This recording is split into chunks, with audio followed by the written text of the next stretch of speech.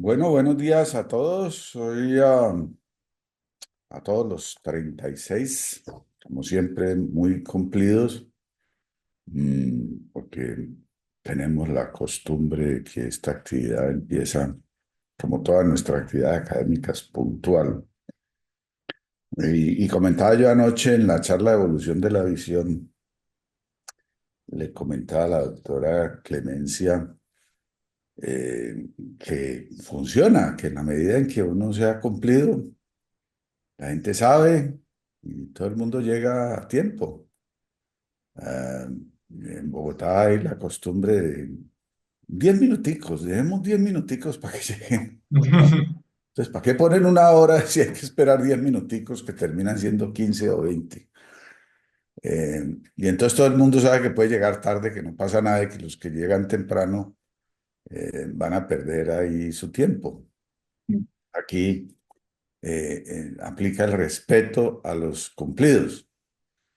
Fíjense que ya en este minuto van 45 asistentes.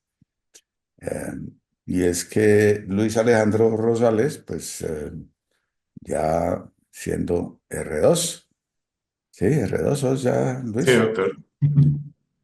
pues ya tiene reconocimiento por la calidad de sus charlas. Y hoy nos va a dar una de desayuno que tiene que ver con huevos, con yemas de huevos, y nos va a explicar cómo es el asunto de que no comamos tanto huevo. Am, Luis Alejandro fue uno de los contribuyentes de la charla de anoche, hizo unos aportes muy útiles a los datos y la calidad de la charla que pude dar gracias a la ayuda de él y otros dos residentes, siendo R1s. Hicieron un estudio muy cuidadoso y ayudaron mucho pues con toda la información. Entonces sigamos adelante, Luis. Muchas Doctor, gracias. muchísimas gracias. Muy buenos días para todos. Gracias al doctor Castro por su introducción. Como mencionó bien, en la mañana de hoy vamos a revisar un tema bastante interesante que es la enfermedad de Best. Y decidí titular esta conferencia como enfermedades de Best más allá de la yema de huevo. Mi nombre es Alejandro Rosales Cano, soy médico residente de oftalmología de segundo año de la Pontificia Universidad Javeriana de Cali. Entonces, para comenzar, tenemos en nuestra portada esta imagen, esta foto de una persona muy importante que fue el doctor Frederick Best. Él fue un oftalmólogo alemán y, digamos, su importancia en medio de esa enfermedad es que si bien no fue la primera persona en describir los hallazgos clínicos o fundoscópicos relacionados con la enfermedad, sí fue la primera persona que logró como caracterizar una familia o pues un pedigrí completo que tuviera pues hallazgos compatibles con la enfermedad y que fuera pues aparte relacionado con diferentes etapas como vamos a ver en el desarrollo de la charla. Entonces, para comenzar, me parece importante, digamos, encaminar un poco la charla también en torno al nombre que le puse. Y me parece en eso vital definir o entender qué significa viteliforme. Viteliforme es una palabra que viene de vitelo y a su vez vitelo viene del latín, vitellum. Y pues digamos en términos biológicos corresponde pues con ese conjunto de elementos nutricionales que se encuentran para el embrión de los organismos ovíparos, pero pues en palabras más coloquiales o una traducción más literal es la yema de huevo. Y esto pues va a ser importante porque esto se asemeja a varios de los hallazgos que vamos a ver en esta enfermedad. Entonces, ya entrando a comprender mejor la enfermedad, esta se trata de una enfermedad considerada rara, es una condición genética y característicamente tiene un patrón de herencia autosómico dominante y se va a dar por una mutación monogénica que está en el gen BES1 que a su vez codifica para la proteína bestropina 1. Digamos, se han descrito grandes variaciones como en el tipo de mutación, eso lo vamos a ver también más adelante, pero lo que se considera pues como característico aquí es la mutación en el promotor BM2 de este gen. A pesar de que la enfermedad clásicamente se describe como una enfermedad autosómica dominante, hay descritos casos recesivos y eso es importante dentro precisamente de esa variabilidad en las mutaciones del gen. Y característicamente es una enfermedad donde las pruebas electrofisiológicas y puntualmente el electrooculograma va a tener una afectación tanto en los pacientes enfermos como en los pacientes portadores de la enfermedad que no expresan completamente el fenotipo. Y esto, digamos, se va a expresar a partir de una disminución en el radio de Arden en este electrooculograma. Eso también lo vamos a ver más adelante. Ya hablando puntualmente de la clínica que vamos a encontrar, esta enfermedad se caracteriza por unos cambios bilaterales que van a estar ubicados esencialmente en la mácula. Solamente el 3,3% de todos los casos va a tener una presentación unilateral y lo que se ha encontrado es que la estructura que puntualmente se afecta en la enfermedad es el epitelio pigmentario de la retina. En general, esta es una enfermedad donde el pronóstico visual se ha determinado como un buen pronóstico y pues es muy importante tener en cuenta ya desde su presentación que va a darse especialmente en la niñez o en los primeros años de vida. Sin embargo, en muchos casos puede presentar las primeras manifestaciones ya avanzado en la adultez y digamos lo que vamos a ver clásicamente en el fondo de ojo dentro de una de sus diferentes etapas y es como la forma en que más se conoce la enfermedad, pues va a ser ese tipo de lesión amarillenta viteliforme porque asemeja mucho la yema de huevo que normalmente va a estar ubicada sobre el polo posterior, sobre la mácula, pero que adicionalmente podría en algunos casos presentar algunas lesiones periféricas. En cuanto a la etiología, como mencionaba, se trata de una enfermedad que es ocasionada por una mutación puntual en BM2 del gen BEST1. Este gen va a estar ubicado en el locus 13 del brazo largo del cromosoma 11 y esa proteína bestrofina 1 lo que va a codificar es para una proteína transmembrana, como vemos aquí en este gráfico de la derecha, que sería esta aquí representada de color azul en la parte inferior, que se va a ubicar precisamente en la membrana vasolateral y basal de la célula del epitelio pigmentario de la retina. ¿Qué importancia tiene esta proteína? Y es que ella va a funcionar como un canal iónico con una especial pues, afinidad para el paso de los iones de cloro. Pero a su vez, estos canales van a ser sensibles o van a ser dependientes de calcio, por lo cual, digamos, toda la homeostasis que se da relacionada con esta proteína tiene que ver con el equilibrio en estos dos iones dentro de las células del epitelio pigmentario. Y esto es lo que garantiza, aparte de que haya una adecuada conducción pues, de las señales intercelulares, que también haya una adecuada adherencia entre el epitelio pigmentario y como tal las capas de la retina. Entonces, como venía mencionando, esta mutación, digamos, se ha caracterizado muy bien y ha mostrado grandes variaciones que a su vez pueden derivar en grandes cambios en cuanto al fenotipo que podemos encontrar en la enfermedad. Entonces, hay como descritas más de 60 mutaciones asociadas pues, a la distrofia macular vitaliforme de Best, pero pues aquí quise traer como esta representación gráfica donde lo que se muestra son básicamente tres de las formas en que podríamos encontrar. Estos son estudios realizados del gen pues, en modelos de pollo. Entonces lo que podemos observar es que en la medida en que varía un poco la mutación, podemos ver cambios tanto en los puentes como en las hélices que conforman esa estructura tridimensional de las proteínas. Y en este caso, para la enfermedad de Best, puntualmente se han encontrado más o menos 56 mutaciones que dan cambios específicos en la estructura del canal. En el caso de la bestrofinopatía, recesiva, esta pues tiene 16 mutaciones, y finalmente la vitreocorreoidenopatía autosómica dominante, que es otro de los fenotipos de esta mutación, se han encontrado 5 mutaciones.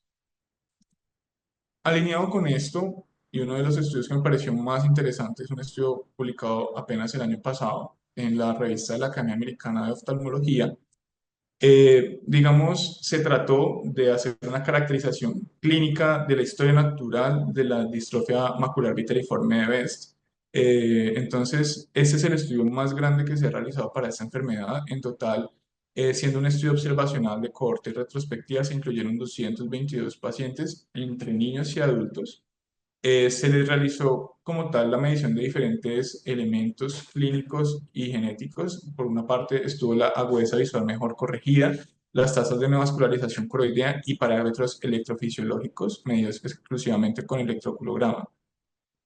Se hizo la evaluación genética por diferentes técnicas de secuenciación, por secuenciación de Sanger de los genes en puntual, se realizó secuenciación de próxima generación, entre otros. Y aparte, y algo de lo más interesante, es que se hizo una correlación genotipo-fenotipo, como vamos a ver ahorita más adelante. Entonces, lo que estamos viendo aquí en esta gráfica que fue aportada en el estudio es como tal la estructura que se plantea de la proteína bestropina 1. Como vemos aquí representado en la parte de arriba, estas son como todas las variaciones o variantes de la secuencia de aminoácidos de la proteína que pueden dar origen como tal a una mutación con una proteína aberrante.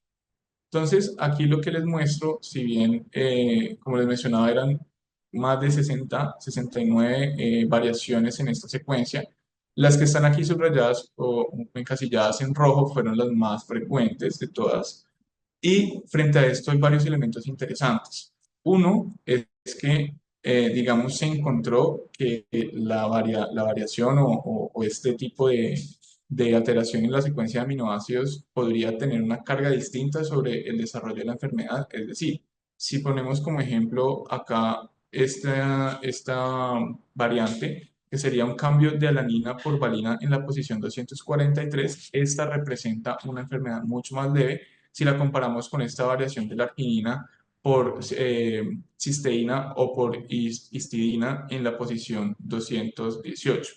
Y adicional a ello, pues digamos, otro de los elementos que nos brinda este estudio tan interesante es que en el caso precisamente de ese cambio de la arginina por cisteína en la posición 218, lograron demostrar que con terapias génicas que están en estudios, de lo cual vamos a hablar también más adelante, se logró una restauración completa de la función del canal de cloro al intervenir directamente esta secuencia pues, de la proteína que estaba alterada. Y pues en general, por mencionar, desde el punto de vista genético, la mayoría de estas mutaciones, hasta el 90%, pues van a ser mutaciones de tipo sin sentido. Entonces, como mencioné ahorita, hasta el 5% de los pacientes con la mutación de la bestrofina 1 van a tener un fondo de ojo casi normal y, digamos, el resto de los pacientes van a tener, digamos, un gran abanico de posibilidades en cuanto a la expresión del fenotipo. Entonces, en medio pues, de esas variaciones podemos encontrar, pues quise traer como a colación estas tres condiciones.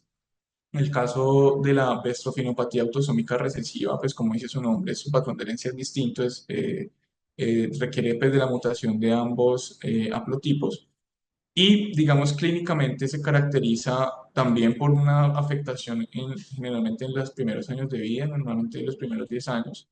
Y en el fondo de ojo vamos a ver que se presentan este tipo de lesiones multifocales que se ven más o menos blanquecinas y digamos también puede relacionarse con cambios a nivel de la mácula, donde podríamos encontrar algunas lesiones fibrosas y pues el depósito de fluido subretinal. En el caso de la vitreoretinocoroidopatía autosómica dominante, esta, digamos, va a tener clásicamente un comportamiento también de pérdida visual progresiva, pero aquí va a ser muy, muy lento. Esta, digamos, similar a lo que vemos en la enfermedad de Bess y como vamos a revisar más adelante, se puede relacionar también con neovascularización coroidea. Y clínicamente, pues digamos, si es como mucho más específico los hallazgos que vamos a encontrar. Aquí lo que vamos a ver es una especie de banda hiperpigmentada que se ubica más o menos entre el ecuador y la hora serrata. Y vamos a ver que tiene pues unos cambios pigmentarios pues, bastante marcados y va a tener pues aparte una disposición en 360 grados. Podemos encontrar también la presencia de espículas óseas como vemos aquí y pueden presentarse también lesiones blanquecinas como veíamos aquí en el caso de la gastrofinopatía autosómica recesiva. Y finalmente tenemos la distrofia macular vitiliforme de aparición en el adulto. Esta la vamos a también a hablar un poquito más adelante, pero pues digamos aquí lo característico pues es la diferencia en cuanto a la enfermedad de Bess a la edad de inicio en que la podemos encontrar. Ya desde el punto de vista de la epidemiología, como mencioné al principio, se trata de una enfermedad considerada rara o poco frecuente, entonces hay datos limitados. Sin embargo, a pesar de esta realidad, es la segunda distrofia macular más frecuente y es superada únicamente por la enfermedad de Stargardt. Para eso quise buscar un poco en estudios observacionales cuál es más o menos la prevalencia reportada, y para eso traigo este primer estudio que se titula Frecuencia, genotipo y espectro clínico de la enfermedad distrofia macular viteliforme de Best, en datos pues, de un centro nacional en Dinamarca. Este estudio entonces lo que nos muestra es un periodo de seguimiento entre 1924 y 2002, donde únicamente se identificaron 45 casos vivos, porque a ellos les interesaba hacer un seguimiento, si fueron realmente más casos, pero vivos al momento del estudio, pues habían únicamente 45 casos. En el estudio, pues lo que encontraron fue una tasa de prevalencia de 0,8 casos por cada 100.000 individuos, y esto pues fue en el periodo entre 1961 y 1985. Ya haciendo pues un análisis de la tasa de prevalencia al nacer, esta fue un poco más alta, fue de 1,5 por cada 100.000, lo que nos habla de que 26 nacidos vivos se presentan 26 casos por cada 1.726.407 nacidos vivos. Y algo de lo más interesante que tiene este estudio es que lograron identificar que la mayoría de estos 45 individuos que lograron identificar pertenecían a unas familias en puntual, donde en cada familia había entre 2 y 8 personas afectadas, en total para unas 15 familias que fueron, que participaron en este estudio. Por otra parte, y antes de que surgiera el estudio que les mencionaba al principio publicado en la revista Ophthalmology, este fue como el estudio de casos más grande que se había reportado hasta el momento en enfermedad de Best. Este fue un estudio puntualmente para caracterizar la prevalencia de las distrofias viteliformes en el condado de Olmsted, en Minnesota, Estados Unidos. Y lo que encontraron aquí fue que la prevalencia fue más alta que lo que les mencionaba en el estudio previo, con más o menos un caso por cada 16.500 hasta un caso por cada 21.000 individuos. Algo de lo que mencionan en este estudio es que realmente no se encontró una variación importante de la carga de la enfermedad, pues diferenciada por sexo. Y pues muy importante, y como también mencionaba al principio, la mayoría de los casos se van a presentar en las primeras 2 décadas de la vida, siendo muchos de los casos de una aparición o detección incidental, ya que, digamos, los pacientes no presentaban ningún tipo de síntoma. Histológicamente, entonces, vamos a ver que se han descrito múltiples hallazgos, pero aquí la importancia de entender estos cambios celulares, pues va a ser precisamente comprender la naturaleza que hay detrás de las lesiones. Entonces, esta imagen que estamos viendo, ese corte histológico que vemos aquí, es un estudio post-mortem de una paciente de 101 años femenina, que había tenido una historia de baja visión desde que era adulta joven, digamos, fue como algo progresivo. No nos aportaron en la fuente donde encontré esa imagen, la imagen macroscópica. Sin embargo, describen que en el espécimen se encontró una lesión amarillenta, muy bien delimitada, ubicada en la mácula, de 2 por 2 milímetros, y digamos que ha impresionado una lesión placoide. Entonces lo que estamos viendo aquí son 3 cortes distintos. Este corte es un poco más parafobial, mientras que estos de aquí ya corresponden con cortes mucho más centrales y tienen una tinción de azul de toludina.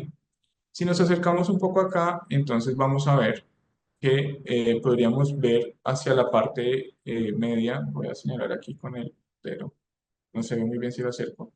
Esta región, pues, más basófila, corresponde con unos gránulos de melanina que hacen parte precisamente de los melanosomas ubicados en la célula del epitelio pigmentario de la retina. Vemos pues que es una capa densa, generalmente homogénea, como se alcanza a ver acá.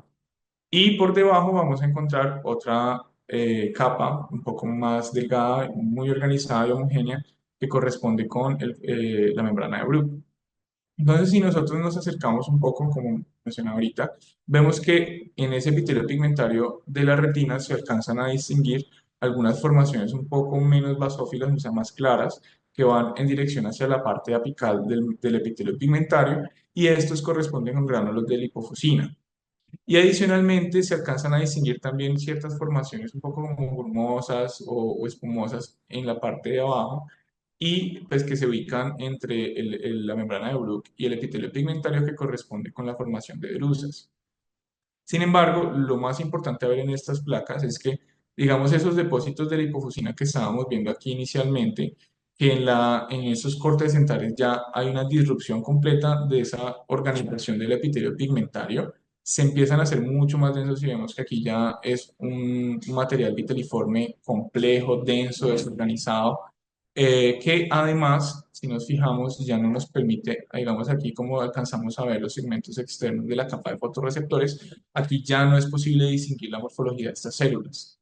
Adicionalmente, si nosotros seguimos ascendiendo un poco más, podríamos ver que a nivel de la plexiforme externa hay presencia como una vacuolización, se ven también células como espumosas, y ya hacia las capas más internas, incluidas pues la capa de células ganglionares, la capa de fibras nerviosas, ya no vamos a encontrar tanta desorganización y pues que se logra ver discretamente conservada su arquitectura. Ya entonces con todo esto nos devolvemos un poco sobre los mecanismos moleculares que podríamos encontrar que expliquen esta enfermedad. Entonces, partimos de lo normal, donde en el núcleo ese gen BEST1 codifica el ARN para la proteína bestrofina 1. Este pasa al retículo endoplásmico, se hace toda pues, la secuenciación de la cadena de aminoácidos y finalmente se produce la proteína transmembrana normal que funciona normalmente como un canal de cloro. Ya en lo patológico vemos acá esta primera alteración posible, donde entonces ese gen, digamos desde el punto de vista del núcleo, hay una interrupción en la secuencia de los codones y sencillamente no se sintetiza la proteína. Esa podría ser uno de los escenarios. En el otro, que sería aquel que está numerado como 2, alcanza a sintetizar la proteína, pero esta va a ser completamente disfuncional y digamos, en medio como de toda esa alteración, logra ser detectada por esos elementos de calidad de la célula, como es el caso de los proteosomas, y las degrada, entonces no va a llegar o no va a alcanzar a llegar hacia la membrana vasolateral, por lo cual no cumple su función. En el tercer escenario, perdón, vamos a encontrar que se logra sintetizar la proteína. Esta no está tan deteriorada como para ser detectada por el proteosoma, pero sí logra ser detectada por otro mecanismo de calidad, que ya son los lisosomas, encapsulan esta proteína y se degrada completamente.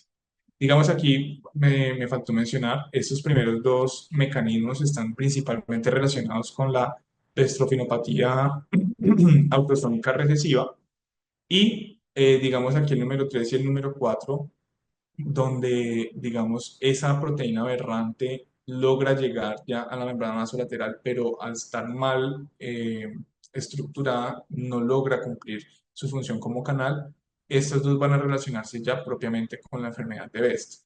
Y finalmente tenemos el escenario donde la proteína llega, logra ubicarse a nivel de la membrana vasolateral, pero su nivel de afinidad por el cloro va a ser muy baja, entonces no cumple a cabalidad su objetivo. Y esta pues se puede presentar más que todo en la corioretinopatía autosómica dominante. Entonces, con todos estos fenómenos, lo que vamos a encontrar es que va a aparecer ese depósito del material amarillo en el epitelio pigmentario de la retina. Esto hace que vaya progresando hacia el espacio subretinal, posteriormente hacia la capa de fotorreceptores. Luego hay una ruptura en la interfaz del epitelio pigmentario de la retina con la membrana de Bruch y este fenómeno pues, va a ser el que nos va a precipitar la aparición de la membrana neovascular coroidea.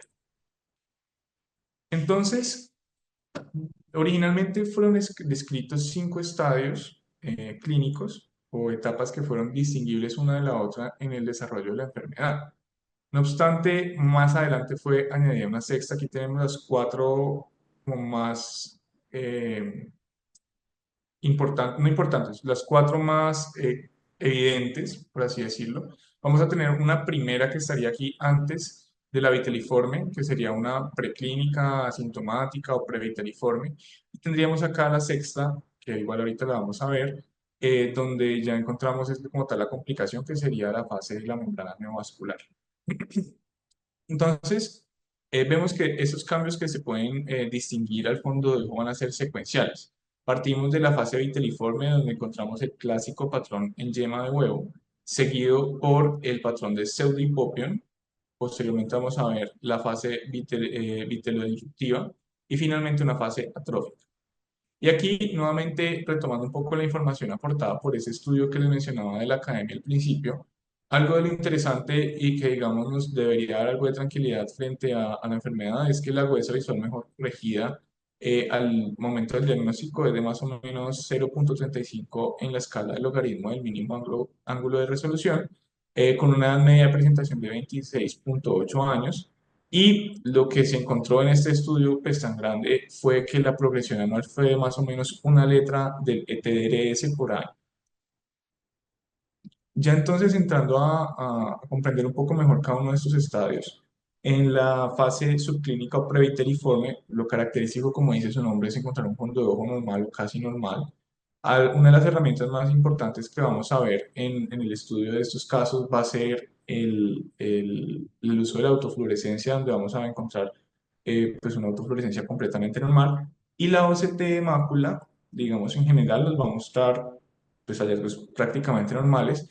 Sin embargo, en la zona de interdigitación entre pues, la línea hiperreflectiva externa e interna, que corresponde básicamente es con la porción de los segmentos externos de los fotorreceptores, podría verse un engrosamiento especialmente a nivel de la depresión foveal y en algunos casos también se han descrito pues, algunos procesos de adelgazamiento en la capa nuclear externa, pero pues que no es el caso de ese imagen.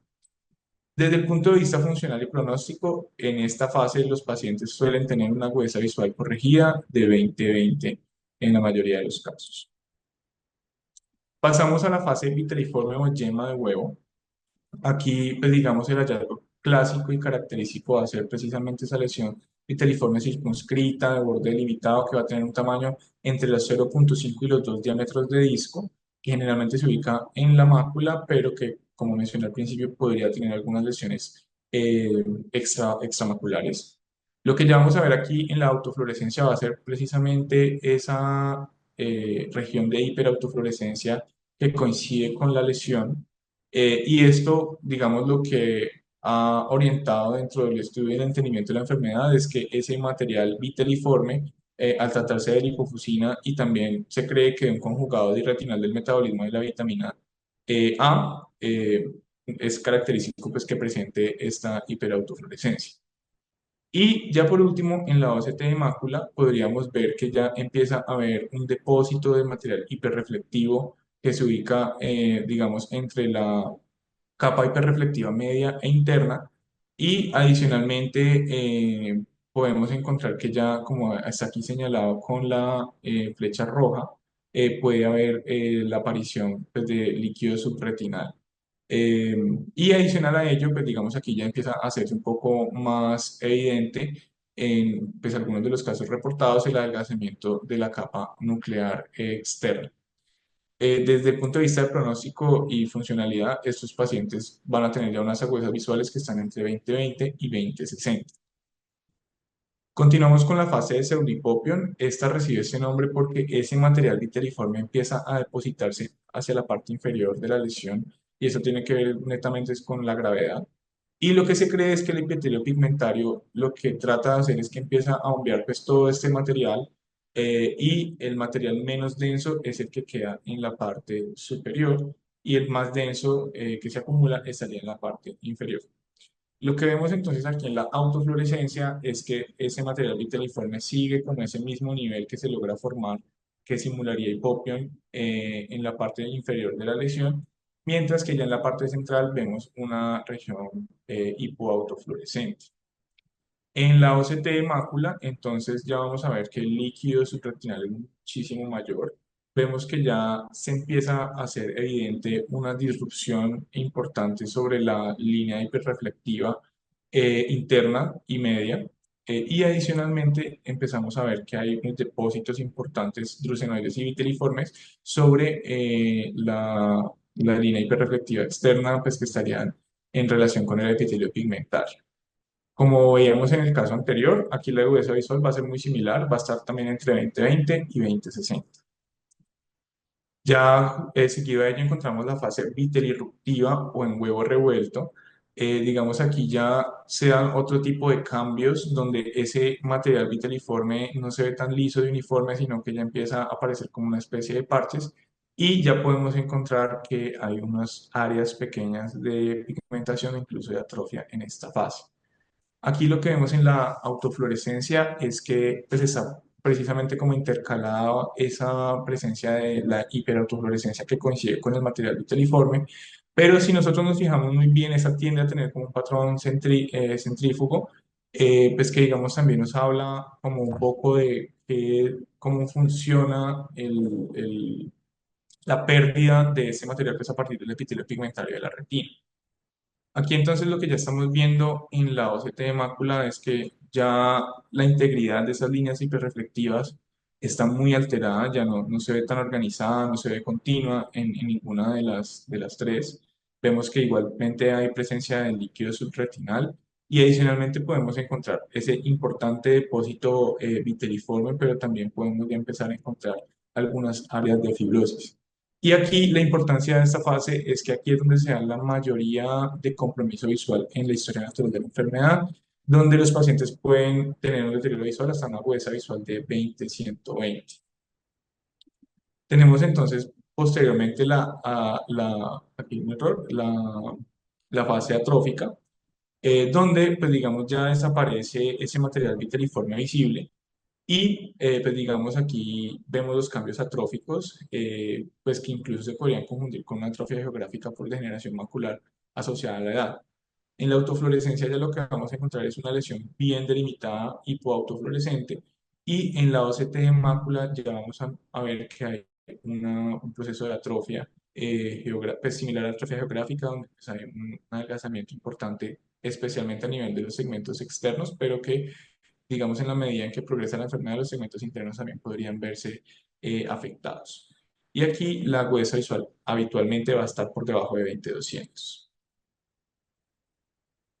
Ya entonces hablando de la complicación o de la sexta fase o estadio de la enfermedad, pues vamos a ver que puede manifestarse como un proceso cicatricial o como el desarrollo de esas membranas neovasculares coroideas, donde pues el sangrado va a ser especialmente ominoso.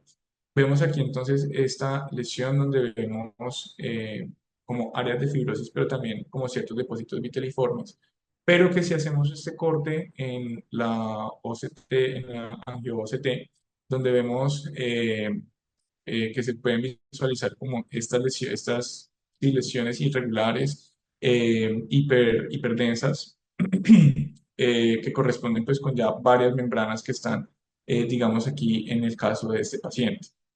Si vemos entonces la OCT de mácula y que eso también lo podemos contrastar con este corte de la angio-OCT, vemos que hay una importante presencia de líquido subretinal, vemos que está esa disrupción importante a nivel del complejo de PR, membrana de Bruch, y adicionalmente pues esos cambios que se ven sobre las líneas hiperreflectantes media e interna que veíamos característicamente, y aquí las flechitas lo que nos están señalando es la presencia de esos vasos que hacen característico la presencia de esta membrana neovascular coroidea.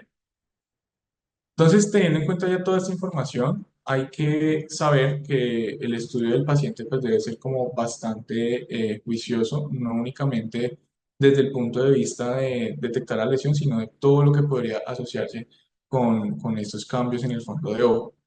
Por una parte, vamos a ver que estos pacientes típicamente van a presentar defectos refractivos, por lo cual debemos hacer una refracción bastante precisa.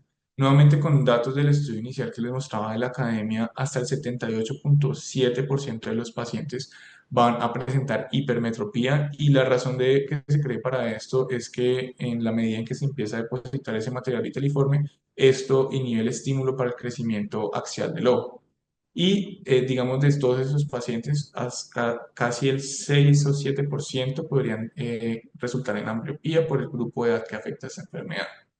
Adicionalmente, pues debemos realizar angiografía fluorescénica con la intención de descartar pues, la presencia de la membrana neovascular coroidea. Y pues otro de los datos que nos podría digamos, aportar información es la realización pues, de la perimetría automática estándar, automatizada estándar, donde lo característico no va a ser un compromiso periférico del campo visual, sino un compromiso central, precisamente en relación con la región pues, que está afectada por la enfermedad. Y finalmente, pues está el caso de los estudios electrofisiológicos, como es el caso del electrooculograma, que puntualmente y como sabemos nos permite distinguir como tal la fisiología del epitelio pigmentario de la retina en medio pues de esos estímulos entre luz y oscuridad, que vamos a también hablar un poco ahorita. Entonces, con esta información vamos a tener que los criterios para la confirmación diagnóstica son muy claros. En primer lugar, debemos tener la presencia de alguna lesión típica en el fondo de ojo. Segundo, debemos tener un electrooculograma anormal. Debemos tener un patrón de herencia autosómico dominante. Y finalmente, la enfermedad debe seguir un curso natural típico de la enfermedad de Best. Entonces, lo que estamos viendo aquí en la imagen que les traigo es un ejemplo donde, digamos, en el fondo de ojo, en esta imagen, en estas fotografías de fondo de ojo, se logra distinguir pues una imagen clásica de borde definido. No es tan amarillenta, pero sí se logra definir como bien el borde. Y si contrastamos esto con la imagen de la autofluorescencia, pues vemos que precisamente está ese depósito hiperautofluorescente característico de la fase viteriforme. Igualmente en la OCT, pues vemos esos cambios bilaterales, donde se da esa disrupción de las líneas hiperreflectantes y la presencia de líquido subretinal.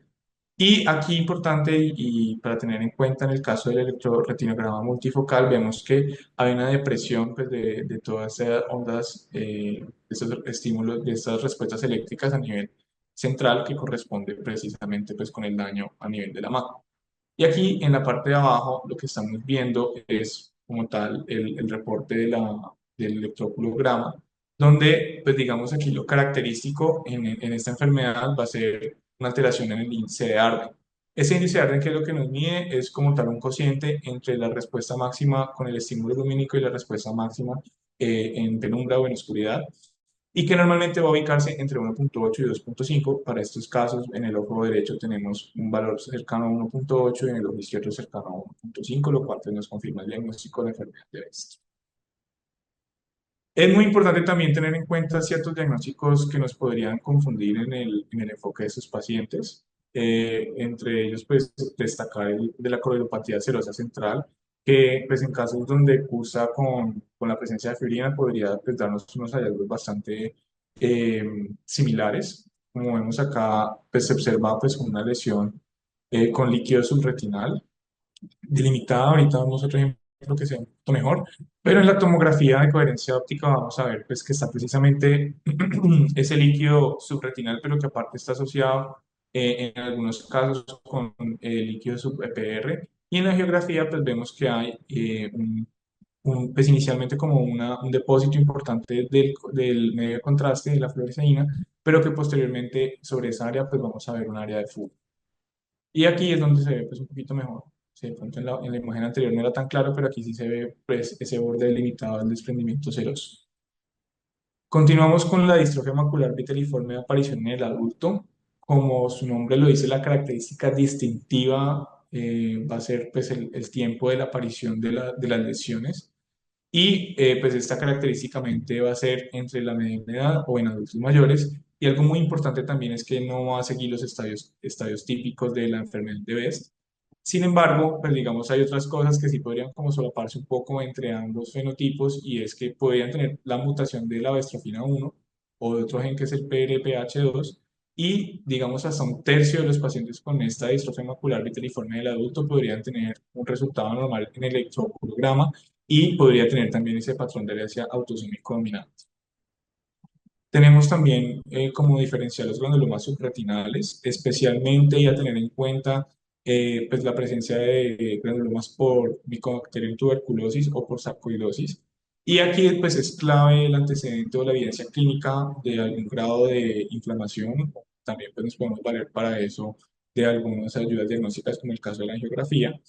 Y pues digamos aquí este ejemplo que vemos en la fotografía es un caso de un hombre de 46 años que tiene el diagnóstico confirmado de tuberculosis miliar, que había tenido una disminución aguda de la agudeza visual de más o menos 2 semanas, donde vemos pues que aquí hay una lesión levantada con pues, un área de fibrosis, también con un área de hemorragia subretinal en la parte superior, pero que aparte se relaciona con la presencia de líquido subretinal que digamos de alguna forma nos podría confundir. Sin embargo, pues aquí no es tan central como vemos típicamente en la enfermedad de Best. Otro de los diagnósticos importantes a considerar, y como mencioné también en la parte de las fases de la enfermedad, es la degeneración macular relacionada a la edad, especialmente la seca, donde, pues digamos, aquí lo que tenemos que tener en mente es pues, el hecho de que se presentan pacientes con edad avanzada y que podemos ver unas lesiones irregulares no tan circunscritas como, pues digamos, puntualmente el estadio de la fase viteliforme, pero que sí se podría confundir con otras fases como la vitelirruptiva o la trófica. Y pues digamos, como vemos aquí, lo clásico aquí va a ser la presencia de las drusas, pero si observamos hay unos cambios pigmentarios pues, a nivel del epitelio pigmentario de la retina y áreas de atrofia que, digamos, podrían progresar hacia una cicatriz con pues, una atrofia geográfica. Entonces, hasta aquí tenemos muy claro el diagnóstico, pero ya nos surge otra duda y es qué opciones tengo para tratar a estos pacientes. Y digamos en la actualidad es un poco, personalmente me parece que es un poco frustrante el hecho de que en la medida en que la enfermedad de Best no se asocie con una membrana neovascular, independiente que tenga esa afectación de la agudeza visual, pues digamos no hay como un tratamiento específico que nos permita cambiar el pronóstico visual en los pacientes que ya tienen una afectación funcional. Entonces, ya hablando puntualmente de la membrana neovascular coroidea, en muchos casos pueden tener una involución espontánea. Sin embargo, pues, lo que se ha encontrado es que los resultados han sido mejores con el uso de los anti-VEGF y también se ha descrito el uso de la terapia fotodinámica láser. Sin embargo, puntualmente en la enfermedad de Best, lo único que encontré que hay descritos son reportes de casos. O sea, no hay estudios con alto nivel de evidencia que soporten, digamos, la utilidad que tenga la terapia fotodinámica láser. Y pues digamos aquí es muy importante que estos pacientes, una vez detectamos la enfermedad, tengan un seguimiento periódico, porque pues digamos lo que debemos orientarnos es en la detección temprana de complicaciones, como sería en este caso la membrana neovascular coroidea, y para eso se ha descrito que una herramienta muy útil para que el paciente realice en la casa y haga como una especie de tamizaje constante es la rejilla de Amsler, que ha mostrado pues ser una herramienta reproducible para esos casos. Entonces, volviendo otra vez sobre nuestro estudio estrella en esta conferencia, digamos lo que se encontró es que la ocurrencia de la membrana neovascular coroidea no era tan infrecuente como se creía. En este estudio se encontró que hasta el 17,3% de los pacientes presentó esta complicación y esto fue en contraposición con hallazgos descritos antes en la literatura donde esa incidencia era muy bajita, del 1,7 hasta máximo un 9%. Entonces, dentro de la discusión del estudio, como que detallan varios estudios que se realizaron con angio-OCT y lo que encontraron es que la membrana neovascular coroidea realmente es subdiagnosticada en la enfermedad de Best y la prevalencia puede ser tan alta como un 50,4%. Ya digamos desde el punto de vista funcional, no encontraron que hubiera una diferencia realmente significativa en cuanto a la agudeza visual mejor corregida con los pacientes que tuvieran el diagnóstico de membrana neovascular coroidea. Sin embargo, digamos, con toda esa información, ellos asumen otra hipótesis y es que la membrana neovascular coroidea podría estar oculta en muchos de los estadios iniciales, pero pues digamos, precisamente eso nos lleva a que la detección sea inadecuada. Y en esa medida, pues digamos ellos lo que detallan es que el tratamiento con los anti-VEGF sí mostró diferencias importantes en cuanto al desenlace funcional de estos pacientes, donde los pacientes que fueron tratados con anti-VEGF tuvieron una agudeza visual mejor corregida promedio de 0,28 en la escala logarítmica, mientras que los pacientes que no fueron tratados tendrían una agudeza visual de 0,62, por lo cual ellos recomiendan el uso de los antiangiogénicos en el caso de las membranas neovasculares activas. Ya entonces, ahondando un poco más en la actualidad y en hacia dónde vamos con el tratamiento de la enfermedad, pues digamos, en medio de todas esas opciones terapéuticas tan limitadas, se está trabajando en nuevas alternativas, como es el caso pues, de la terapia génica y la terapia molecular. Para eso, entonces, traigo este ejemplo de un estudio titulado Restauración de la expresión de BEST1 mutante, localización y función en un modelo de célula epitelial polarizada. Entonces, lo que se planteó en este estudio pues, fue mediante el uso de una proteína chaperona, que es el 4-fenilbutirato, restaurar la función de la proteína bestrofina 1. Esta es la estructura del 4-fenilbutirato. Y lo que se encontró es que en ese modelo de unas células epiteliales que se denominan MSK2, se logró que, digamos, estas volvieran a sintetizar y pues en estos estudios con biomarcadores se logró determinar que volvieron a expresar como tal esos canales de cloro. Y otra de las opciones que están, pues aparte del 4-fenilbutirato, es el bortezomib, que es un medicamento que hace parte, al igual que el 4-fenilbutirato, de los inhibidores del proteasoma, que se utiliza digamos, actualmente para el tratamiento del mieloma múltiple, pero pues tiene la precaución de que es un medicamento citotóxico. Otro de las ramas que se han derivado pues en medio de estos estudios es que dentro de las alteraciones que desencadenan las mutaciones en la enfermedad de BEST, se ha encontrado pues una menor degradación de los segmentos externos de los fotorreceptores, y por esta razón otro de los mecanismos que se ha planteado como objetivo terapéutico es restaurar esa degradación de los segmentos externos. Entonces, en este es otro ejemplo donde vemos un estudio que se titula Modificación farmacológica de la degradación de segmentos externos en células madre inducidas humanas de modelos de degeneración macular hereditaria. Entonces, para ese estudio lo que emplearon fue unas células pluripotenciales de epitelio pigmentario de la retina para analizar pues cómo era ese proceso de degradación de los segmentos externos. Se realizó pues una serie de estudios moleculares, desde la medición de proteínas oxidasas, se realizó pruebas de ELISA, Western blot, inmunohistoquímica, y digamos aquí grande es que se hizo como una distinción entre dos grupos. Un grupo tratado con rapamicina, que es como el fármaco que se plantea como opción para restaurar pues este proceso de degradación, y un grupo control. Y pues lo que encontraron en general en el estudio es que, contrastado pues también con algunos reportes que se habían hecho previamente, la rapamicina asociada a uno con ácido valproico podría incrementar la tasa de degradación de los segmentos externos de los fotorreceptores. Tenemos otra de las opciones que se ha explorado desde la terapia génica, donde pues el gen BEST1 parece ser precisamente esa diana interesante para el tratamiento de esta enfermedad.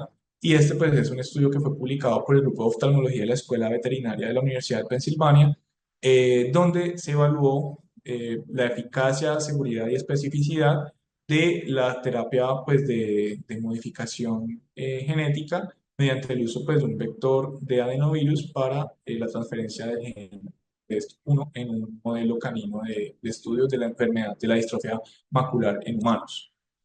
Entonces, lo que encontraron es que, digamos, mediante el uso de dos serotipos del mismo vector de adenovirus, uno que titularon serotipo 1 y otro que titularon serotipo 2, en el caso del uno, en la medida en que se expresaron simultáneamente en las células cultivadas pues, del epitelio pigmentario, las células, perdón, de la retina canina, se expresó tanto el BEST1 como unas proteínas verdes fluorescentes, hubo daño en los conos. Sin embargo, con el serotipo 2, que es lo que nos lleva como a una mayor esperanza frente a este tipo de terapia, se logró la transducción específica en la monocapa del epitelio pigmentario, que es lo que vemos aquí en esa imagen de la izquierda. Entonces aquí vemos como tal la representación de esa proteína verde fluorescente, y aquí vemos cómo se hace la distribución mediante pues, el uso de anticuerpos específicos para la proteína BEST1. Entonces vemos que en la medida en que se hace la aplicación subretinal de este vector, digamos, partimos de una baja expresión que en la medida en que avanza el tiempo se va aumentando tanto en esta imagen donde hemos representado la fluorescencia de la proteína verde como de los anticuerpos. Y esto pues es importante, y es que los hallazgos clínicos e histológicos fueron consistentes hasta 6 meses, perdón, después de la aplicación del fármaco.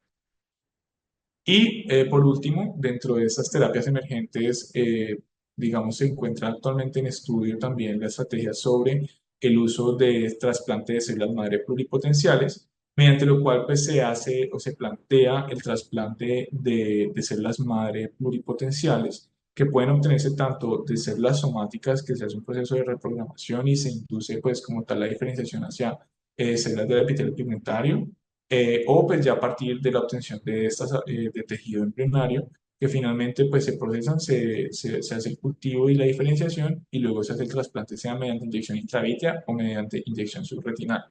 Y hasta ahora, pues lo que se plantea como opciones terapéuticas va a ser tanto en la distrofia macular vitiliforme de Best, en la distrofia macular viteliforme de presentación en el adulto, la bestrefinopatía autosómica recesiva y en la retinopsis pigmentaria asociada a B. Sin embargo, pues por ahora no ha pasado de los estudios in vitro. Entonces, ya para terminar, hay unos elementos clave que debemos llevar a casa. Por una parte, la evaluación oftalmológica rutinaria va a ser indispensable, especialmente para detectar las complicaciones, como es el caso de la membrana neovascular coroidea. Por otra parte, va a ser muy importante la evaluación electrofisiológica, no solamente del individuo quien sospechamos, sino también de la familia, porque como vemos, esta hace parte como de un espectro de enfermedad hereditaria. Vamos a considerar siempre la evaluación genética y la consejería genética para que los pacientes tengan pues como todo esto presente en el momento, especialmente la concepción. Y muchos de los pacientes, si bien no son la mayoría, pero sí una importante proporción, debemos orientar nuestras intervenciones en la rehabilitación visual. Y ya con esto, entonces, y digamos también la intención de traer con esta charla es que más allá de esa yema de huevo, pues la enfermedad de Behçet es algo muy amplio. Y en la medida en que tengamos un mayor entendimiento de esos procesos biológicos que se originan en las mutaciones de la bestrofina 1, vamos a tener siempre mayores oportunidades de investigación para nuevos tratamientos que nos permitan ofrecerle nuevas alternativas a esos pacientes. Muchísimas gracias. Muchas gracias, Alejandro. Muy completa revisión y correlación con todo el mecanismo fisiopatológico y la bioquímica involucrada. Y nos muestra una vez más, a lo largo de tantas charlas que hemos tenido últimamente, que el diagnóstico clínico, morfológico, fenotípico, cada vez pierde más valor, cada vez es más impreciso. Así arrancó la medicina, así arrancó la oftalmología, o sea, describiendo aspectos y cambios en la retina o en los distintos eh, componentes del ojo, eh, asociándolos con otros pacientes, con familias, determinando que son genéticos, pero como mostró muy bien Alejandro, pues el espectro de manifestaciones, de combinaciones de genes, de tipos de genes, de penetrancia de los genes, de alteraciones bioquímicas que produce cada gene, pues determina un espectro muy amplio de presentaciones. Entonces, mientras no hagamos diagnóstico genético, seguimos, pues, considero yo, muy en la luna. Ah, y esto no es solo para las llamadas enfermedades hereditarias, pues donde claramente hay uno o varios genes involucrados en su manifestación. Esto va a tener cada vez más importancia en casi todas las enfermedades, porque en últimas se puede decir que prácticamente todas las enfermedades están determinadas genéticamente. Uno tiene la predisposición genética a degeneración macular, a hipertensión, a diabetes, a todo lo que ustedes quieran. O sea, un altísimo porcentaje y cada vez eso se entiende mejor. Entonces, el diagnóstico genético cada vez coge más fuerza, ¿no? Para insistirles a los jóvenes que están pensando en su futuro, que este es un campo muy interesante, muy grande y que definitivamente es el futuro de la medicina. Se vienen tres congresos, de la clínica, ahora en marzo, luego el de Acoreb, o antes el de Acoreb, en Cartagena, luego el Panamericano en Bogotá. Ahí va a haber la oportunidad de oír y conocer personalmente a personajes que tengan laboratorios, que estén trabajando en esto, de manera que si hay alguien interesado, es la oportunidad de hacer un contacto personal y de pronto utilizar el puente de alguno de los docentes que mejor lo conocen y comenzar a explorar la posibilidad de hacer una especialización y montar la especialidad de oftalmología genética con una visión muy amplia de traer las pruebas, montar el laboratorio y es un campo sumamente interesante y la gente debe dejar debe dejar de ver que sacando pingüéculas es que se va a ganar la vida y que hay muchas, muchas más cosas importantes e interesantes en la oftalmología y un futuro muy prometedor para los que se metan en este campo. Si hay preguntas para Alejandro, comentarios, eh, me queda claro que probablemente subdiagnosticamos mucho esto, ¿no? Con la estadística de la frecuencia que dijiste, probablemente se nos están pasando muchos de estos.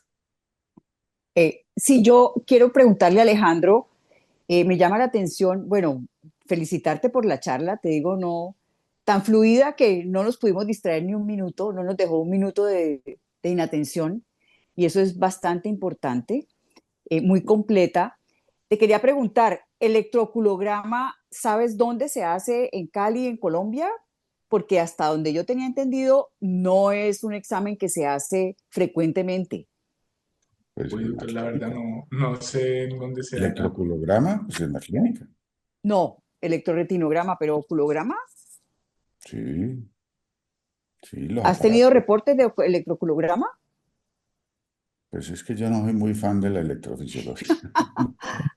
Y la Eso es interpretación algo también que sí he en notado la mucho en la clínica, claro práctica. que se Muy hace. poco se piden estudios Todo sitio donde se electrofisiológicos. hace electrofisiología y nosotros tenemos en Retina Cali la guía para pedir los exámenes hecha por Marcela Azula, que terminó hace poquito, y es una guía muy buena, y ahí está la posibilidad.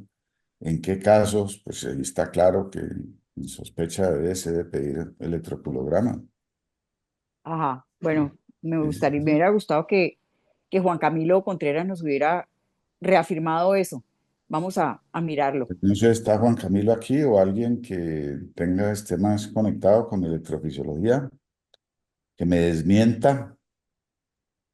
Pero pues todo servicio de electrofisiología retinal hace electroculogramas, hasta donde yo sé, pues eso es parte del estándar que se monta.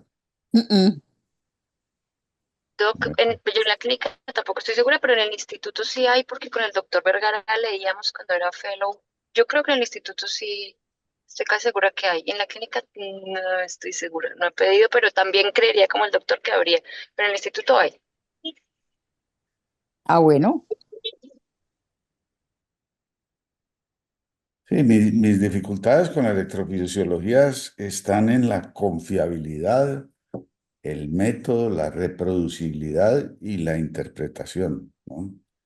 Pues llevo muchos años, no niego que haya mejorado y que con los nuevos equipos se hagan mejores diagnósticos, pero llevo muchos años viendo reportes que ayudan, en Buenos mis días, casos, doctor Castro. mi experiencia ha Para- sido que ayudan poco. Buenos días, doctor Castro. Para confirmar que aquí sí se hace electroculograma en electrofisiología. Muy bien, muchas gracias. Bien, saber que hay que pedirlo. ¿Alguna otra pregunta, comentario?